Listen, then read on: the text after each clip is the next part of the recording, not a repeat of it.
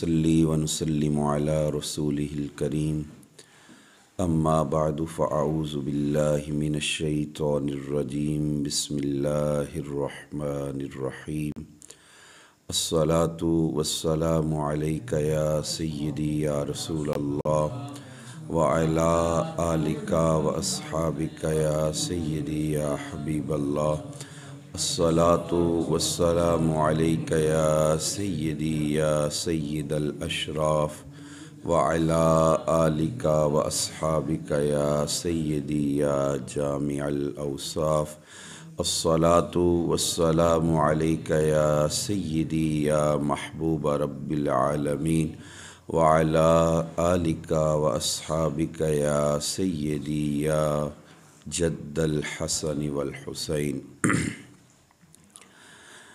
برادران اسلام، آج کی اس نشست کے اندر سبط مصطفیٰ، ریحانت رسول، راکب دوش رسول حضرت سیدنا امام حسن مجتبی سلام اللہ تعالی علیہ ورضی اللہ تعالی عنہ، آپ کی ذات گرامی کو خراج عقیدت عرض کریں گے، اس دعا اور اس یقین کے ساتھ کہ اللہ ہماری زبان سے نکلنے والے یہ جملے اپنی اور اپنے پاک محبوب کی بارگاہ میں قبول و منظور فرمائے، اور اللہ کریم ان پاکان امت کا فیض ہم سب کو نصیب فرمائے۔ حضرت سیدنا امام حسن مجتبی نبی کریم صلی اللہ علیہ وآلہ وسلم کی شہزادی کونین حضرت سیدہ فاطمۃ الزہرا سلام اللہ تعالی علیہ، آپ کے گھر 15 رمضان المبارک بمطابق 3 ہجری پیدا ہوئے۔ نبی اکرم صلی اللہ علیہ وآلہ وسلم نے گھٹی کے طور پر اپنا لعاب دہن عطا فرمایا۔ ویسے میں ایک بات سوچ رہا تھا کہ حضرت امام حسن مجتبی کی شان کیا بیان کی جائے، کیا یہ اعزاز کم ہے کہ نبی کریم صلی اللہ علیہ وآلہ وسلم کے نواسے ہیں؟ کیا یہ اعزاز کم ہے کہ خاتون جنت کے شہزادے ہیں؟ کیا یہ اعزاز کم ہے کہ کل ایمان کے بیٹے ہیں؟ اور کیا یہ اعزاز کم ہے کہ جنہیں سواری کے لیے اللہ کے محبوب صلی اللہ علیہ وآلہ وسلم کے کندھے نصیب اور میسر آئے؟ اور کیا یہ اعزاز کم ہے کہ جنہیں حضور علیہ السلام کے سینے پر چڑھ کے کھیلنے کا اعزاز نصیب ہو؟ تو یہ ساری سعادتیں اللہ کریم نے حضرت امام حسن مجتبی کو عطا فرمائی ہیں، تو جس کو پہلے ہی اتنی سعادتیں نصیب ہوں، اس کی شان ہم جیسا کوئی کیسے بیان کر سکتا ہے؟ اسی لیے تو میرے امام عشق و محبت، آپ نے کتنی خوبصورت بات کی۔ آپ فرماتے ہیں وہ حسن مجتبی سید الاسخیاء، راکب دوش عزت پہ لاکھوں سلام۔ حضرت سیدنا امام حسن مجتبی، آپ کی جب ولادت ہوتی ہے، نبی کریم صلی اللہ علیہ وآلہ وسلم تشریف لاتے ہیں، لعاب دہن بطور گھٹی عطا فرماتے ہیں، نام پوچھتے ہیں تو حضرت علی المرتضیٰ عرض کرتے ہیں میں نے ان کا نام حرب رکھا ہے۔ حضور نے فرمایا نہیں، ان کا نام حرب نہیں، ان کا نام حسن ہے۔ حضور نے کیا فرمایا؟ ان کا نام حسن ہے۔ حسن خوبصورت کو کہتے ہیں، اور یاد رکھیے گا یہ نام نبی کریم صلی اللہ علیہ وآلہ وسلم نے اللہ کی طرف سے حسن رکھا ہے، اور اسی طرح حضرت امام حسین کا نام بھی حضور نے اللہ کی طرف سے رکھا ہے۔ اللہ کریم نے اس نام کو پردوں کے اندر محفوظ کر رکھا تھا، یہاں تک کہ میرے اور آپ کے پیارے نبی صلی اللہ علیہ وآلہ وسلم وسلم نے اپنے پیارے نواسوں کے نام حسن و حسین رکھے۔ اب ذرا تھوڑی سی محبت والی بات محبت کے ساتھ سماعت کیجئے گا۔ حسن کہتے ہیں خوبصورت کو۔ حضور علیہ السلام کے اس شہزادے کے نام سے پہلے عرب کے اس معاشرے کے اندر کسی بھی انسان کا نام حسن نہیں تھا۔ لفظ حسن استعمال تو ہوتا تھا لیکن بطور صفت استعمال ہوتا تھا، بطور علم یعنی بطور نام استعمال نہیں ہوتا تھا۔ اب صفت اور علم میں بڑا فرق ہے۔ صفت انسان کی خوبی کو کہا جاتا ہے، وہ خوبی کبھی تو انسان کے ساتھ ہوتی ہے اور کبھی انسان کے ساتھ نہیں ہوتی۔ مثال کے طور پہ آپ کسی کو حسین کہتے ہیں، ہو سکتا ہے وہ بچپن میں حسین ہو لیکن لڑکپن میں حسین نہ ہو سکتا ہے جوانی میں حسین ہو لیکن بڑھاپے میں جا کر اس کا حسن ماند پڑ جائے، یہ صفت ہوتی ہے۔ لیکن حضرت امام حسن، آپ کا نام ہی حسن ہے جو علم ہے، اس کا مطلب یہ ہے کہ اگر آپ کو آپ کے بچپنے میں دیکھا جائے آپ تب بھی حسین نظر آتے ہیں، لڑکپن میں دیکھا جائے آپ تب بھی حسین نظر آتے ہیں، آپ کو آپ کے عین شباب میں دیکھا جائے آپ تب بھی حسین نظر آتے ہیں، آپ کو بڑھاپے میں دیکھا جائے آپ تب بھی حسین نظر آتے ہیں، کیونکہ حضور علیہ السلام نے اللہ کے اذن سے آپ کا نام کیا رکھا ہے؟ حسن رکھا ہے۔ حضرت سیدنا امام حسن مجتبی رضی اللہ تعالی عنہ وسلام اللہ تعالی علیہ، آپ کی تربیت نبی کریم صلی اللہ علیہ وآلہ وسلم خود فرماتے ہیں، حضور علیہ السلام اپنے شہزادے کو اپنی گود میں لے کر زندگی گزارنے کے اصول و قواعد و ضوابط سکھا رہے ہیں۔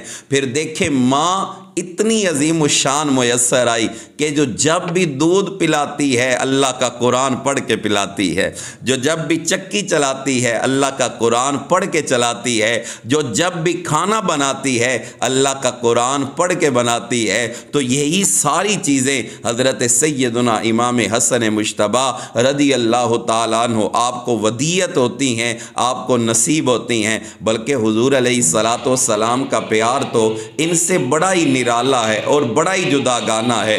میرے اور آپ کے پیارے آقا صلی اللہ علیہ وآلہ وسلم حضرت سیدنا امام حسن مجتبی کو اپنے کندھوں پر بٹھاتے ہیں، جن کو سواری کے لیے اللہ کا رسول میسر آئے۔ کتنے ذیشان ہوں گے وہ حضور علیہ السلام کے نواسے۔ حضور علیہ السلام نے اپنے کندھے پر حضرت امام حسن مجتبی کو بٹھا رکھا ہے۔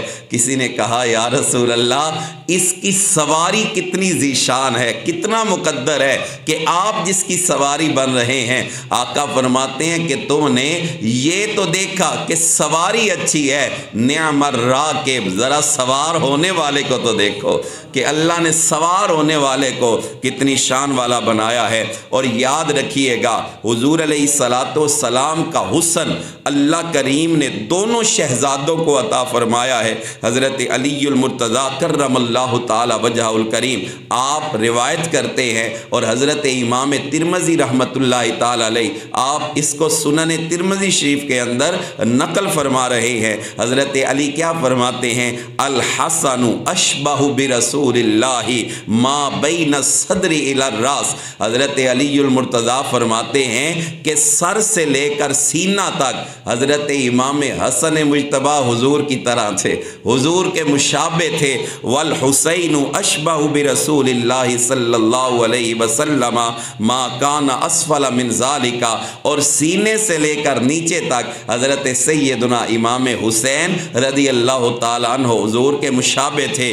گویا یہ حدیث بتا رہی ہے کہ جب دونوں شہزادے اکٹھے ہوتے ہیں تو تصویر مصطفیٰ بن جاتی ہے۔ کیا بن جاتی ہے؟ تصویر مصطفیٰ۔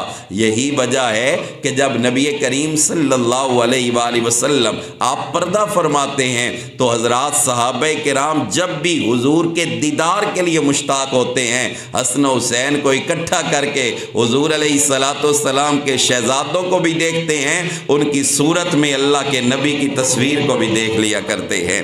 اعلیٰ حضرت اسی لیے فرماتے ہیں کہ ایک سینہ تک مشابہ، ایک وہاں یہاں سے پاؤں تک حسن سبتین ان کے جاموں میں ہے نیما نور کا، اور صاف شکل پاک ہے دونوں کے ملنے سے آیا۔ سبحان اللہ، کتنی بڑی بات کر دی۔ آپ فرماتے ہیں صاف شکل پاک ہے دونوں کے ملنے سے آیا، خط تو ام میں لکھا ہے یہ دو ورقہ نور کا، کہ جب یہ دونوں شہزادے ملتے ہیں تو تصویر مصطفیٰ بن جاتی ہے۔ بلکہ میں اس سے اگلی بڑی محبت کی بات آپ احباب کی خدمت میں عرض کروں، اور یہ بات اس لیے عرض کر رہا ہوں ذرا ہمیں پتہ چلے کہ صحابہ کرام حضور کی آل کا ادب اور احترام کس طرح کیا کرتے تھے۔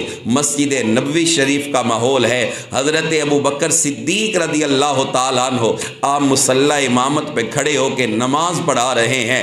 جیسے ہی نماز مکمل ہوئی صدیق بھی مسجد سے باہر نکلے، اور حضرت علی المرتضیٰ کرم اللہ تعالی وجہ الکریم آپ بھی باہر نکلے۔ اللہ اکبر، یار ذرا ایک جملہ یہاں پہ سن لو، صدیق اکبر کو دنیا آج تولتی پھرتی ہے کہ آپ کا مقام کیا ہے، مرتبہ کیا ہے۔ یار اس صدیق کی عظمت تو دیکھو جس کے پیچھے ہاتھ باندھ کے کھڑے ہونے والے مقتدیوں میں علی المرتضیٰ بھی کھڑا نظر آتا ہے۔ حضرت علی المرتضیٰ نے صدیق کے پیچھے نماز پڑھی اور نماز پڑھ کر باہر نکلے۔ نبی اکرم صلی اللہ علیہ وآلہ وسلم کے شہزادے امام حسن مجتبیٰ بچوں کے ساتھ کھیل رہے ہیں۔ صدیق اکبر جھکتے ہیں اور جھک کر حضرت امام حسن مجتبیٰ کو کندھوں پہ بٹھا لیتے ہیں۔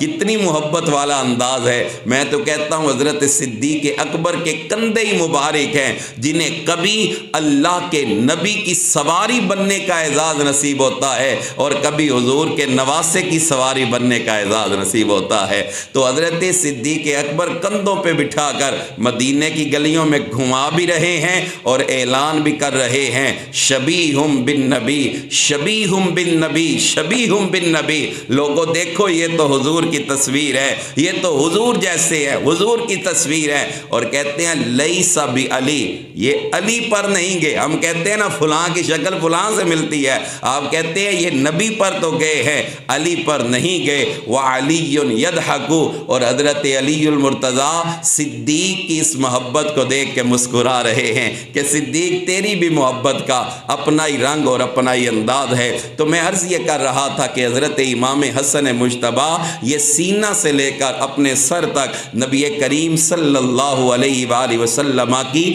تصویر ہے۔ حضور علیہ السلام کی سخاوت ان کے اندر نظر آتی ہے، حضور علیہ السلام کی عنایت ان کے اندر نظر آتی ہے، حضور علیہ السلام کی عبادت ان کے اندر نظر آتی ہے، بلکہ ان کا چلنا اٹھنا بیٹھنا کلام کرنا یہ سارے کا سارا اللہ کے محبوب صلی اللہ علیہ وآلہ وسلم سے مشابہ ہے۔ اگر عبادت دیکھی جائے تو عبادت میں آپ کا ثانی کوئی نہیں، سخاوت دیکھی جائے سخاوت میں آپ کا ثانی کوئی نہیں، اگر ریاضت دیکھی جائے ریاضت میں آپ کا ثانی کوئی نہیں۔ ارے عبادت کے بارے میں آپ کو کیا بتاؤں، روایات کے اندر آتا ہے کہ آپ مدینہ طیبہ سے جب حج کرنے کے لیے چلتے ہیں 25 آپ نے حج اپنی زندگی مبارک میں کیے ہیں، لیکن جب بھی حج کے لیے جاتے ہیں آپ سواری پہ سوار ہو کے نہیں، آپ پیدل حج کے لیے تشریف لے جاتے ہیں۔ مدینہ سے مکہ پیدل چل کے حج کے لیے آتے ہیں تو کسی نے کہہ دیا حضرت سواری پہ سوار ہو جائیے، تو حضرت امام حسن مجتبیٰ کہتے ہیں جانا میں نے اللہ کی بارگاہ میں ہے، اور اللہ کی بارگاہ میں سواری پہ حسن کو حیا آتی ہے کہ اللہ کی بارگاہ میں جا رہا ہے اور سواری پہ سوار ہو کے جائے۔ آپ فرماتے ہیں میں عاجزی کے ساتھ چل کے اللہ کے حضور ناز میں جا رہا ہوں۔ اور سخاوت کے کیا کہنے، اللہ اکبر کبیرہ۔ یار ایک روایت سننا، ذرا دل کی تختی پہ اس کو نقل کرنا۔ آج مجھے اور آپ کو سخاوت کا یہ پہلو میسر نہیں ہے۔ آج ہمارے ہاں تو مزاج یہ ہے کہ اگر کسی غریب کو کوئی دے بھی دیتا ہے تو جب تک اس کی تشہیر نہ ہو جائے، جب تک غریب کو جتا نہ دیا جائے کہ فلاں امیر نے تیرے اوپر کرم نوازی کی ہے، جب تک تصویریں بنا کر سوشل میڈیا کے اوپر اپلوڈ نہ کر دی جائے، جب لوگوں کے اندر وہ سخی اپنی سخاوت کے چرچے نہ کروا لے، تب تک چین نہیں آتا۔ ایک وہ سخی ہیں جنہیں امام حسن مجتبیٰ کہا جاتا ہے ہے رات کے اندھیرے کے اندر لوگوں کے گھروں میں راشن پہنچا کے آتے ہیں، اور اگر دن کے اجالے میں کسی کو دیتے ہیں تو دے کے کہتے ہیں بھائی بھول جانا، یہ سمجھنا کہ تو نے حسن سے لیا کچھ نہیں، حسن سمجھے گا کہ حسن نے تجھے دیا کچھ نہیں ہے۔ اللہ اکبر، یہ ہے سخاوت کہ دے کے بھی کہتے ہیں کہ یہ سمجھنا کہ ہم نے تمہیں دیا کچھ نہیں ہے۔ حضرت امام حسن مجتبی، آپ کے بارے میں روایات میں آتا ہے کہ سارے کا سارا مال اللہ نے جو آپ کو عطا کیا تھا 2 مرتبہ آپ نے راہ خدا میں قربان کر دیا۔ کتنی مرتبہ؟ 2 مرتبہ۔ اور 3 مرتبہ آپ نے اپنے آدھے گھر کا سامان اللہ کی راہ کے اندر قربان کر دیا۔ غریب، نادار، مسکین، ان کا بوجھ اٹھانا، ان کے قرضے اٹھانا، ان کے قرضوں کو ادا کرنا، یہ حضرت امام حسن مجتبی رضی اللہ تعالیٰ عنہ و سلام اللہ تعالیٰ علیہ کا وطیرہ ہے۔ ایک مرتبہ نا ایک غلام آیا آپ کے پاس، عرض کرتا ہے حضور میرے پاس مال و دولت نہیں، آپ کے پاس جتنی دولت تھی اٹھا کر کہا یہ لے جاؤ۔ اس نے کہا حضرت یہ مجھ سے اٹھائی نہیں جائے گی۔ آپ نے فرمایا غلام بلا لے، ان غلاموں کی جو اجرت اور مزدوری ہوگی وہ بھی میں دوں گا، یہ سارا سامان تیرے گھر پہنچائے۔ تو ایسے کون سخاوت کرتا ہے؟ جو کرے وہ حضور علیہ السلام کے جگر پارے ہی ہو سکتے ہیں، وہ حضور علیہ السلام کی تربیت کے فیض سے منور ہونے والی شخصیات ہی ہو سکتی ہیں۔ بلکہ ایک مرتبہ نا حضور علیہ السلام کے وصال کے بعد دور سے کوئی بندہ مدینے آیا اور حضرت امام حسن مجتبی کو دیکھا تو دیکھتے ہی کہتے ہیں کہ کیا حضور کے بعد بھی مدینے میں ایسے سونے لوگ رہتے ہیں؟ کیا حضور کے بعد بھی اتنے حسین لوگ؟ تو کسی نے بتایا کہ یہ حضرت علی المرتضیٰ کے بیٹے ہیں اور سرکار کریم کے نواسے ہیں۔ اب اس کے دل کے اندر نا حضرت علی المرتضیٰ کے لیے میل تھا تو وہ اول فول بولنے لگا، طرح طرح کی باتیں کرنے لگا۔ حضرت امام حسن مجتبی سن رہے ہیں۔ دیکھو نا صبر اور حلم کتنا ہے۔ آج ہم اینٹ کا جواب پتھر سے دینا اپنے اوپر فرض اور لازم سمجھتے ہیں۔ ہمارے معاشرے کے اندر جھگڑے کی ابتدا چھوٹی سی بات سے ہوتی ہے، لیکن عدم برداشت کی وجہ سے وہ بات بگڑتی قتل و غارت گری تک پہنچ جاتی ہے۔ تو حضرت امام حسن مجتبی اتنی قد آور شخصیت ہو کر اس کی باتیں سن رہے ہیں، جواب نہیں دیتے۔ جب وہ تھک گیا نا اپنی بڑاس نکال کے، حضرت حسن مجتبی کا ذرا کردار دیکھیے گا۔ آپ فرماتے ہیں دور سے آئے ہو، تھکے ہوئے ہو، اگر بستر نہیں ہے تو آرام کے لیے بستر دے، اگر گھر نہیں ہے تو آرام کے لیے گھر دے، اگر کھانا نہیں تو تیرے کھانے کا انتظام کریں۔ اس نے کہا کہ کہاں میرا کردار اور کہاں ان کا کردار؟ تو قدموں میں گرتا ہے اور عرض کرتا ہے حضور مجھے معاف کر دیجئے، غلطی ہو گئی۔ اب میں تو اپنے دوستوں کو اس مقام پہ یہ بات بتاتا ہوں، ارے دیکھو اس نے آپ کی شان میں بظاہر گستاخی کی تھی۔ جو اتنے لجپال ہوں شان میں گستاخی کرنے والوں کو محروم نہ رکھیں، جو ان کی محبت کا درس دے، ان کی محبت کے اندر زندگی گزارے، ان کی محبت کے اندر جیے، انہی کی محبت کے اندر مرے، وہ پیارے اس کو کتنا پیار عطا فرماتے ہوں گے۔ تو حضرت امام حسن مجتبی رضی اللہ تعالی عنہ، آپ نبی کریم صلی اللہ علیہ وآلہ وسلم کی سخاوت کا بھی مظہر نظر آتے ہیں، اور کیوں نہ آئیں جنہیں میرے آقا سینے پہ بٹھائیں اور سینے پہ بٹھا کر حضور دعا فرمائیں یا اللہ میں اپنے بیٹے حسن سے محبت کرتا ہوں، تو بھی اس سے محبت کر، اور قیامت تک جو اس سے محبت کرے میرے اللہ تو بھی اس سے محبت فرما دے۔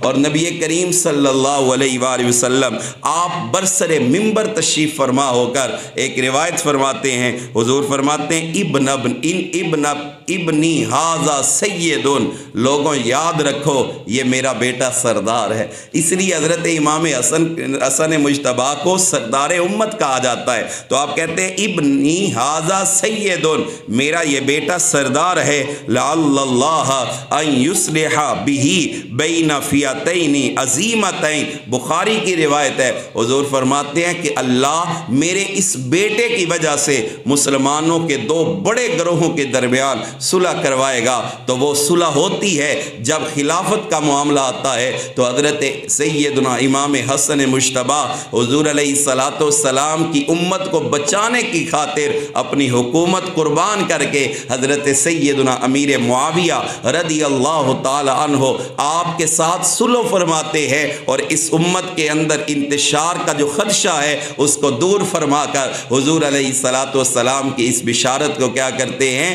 پورا کرتے ہیں۔ میں تو یہ کہا کرتا ہوں کہ حضور حضرت سیدہ نساء العالمین آپ کے دونوں شہزادوں کا کردار بڑا عظیم ہے۔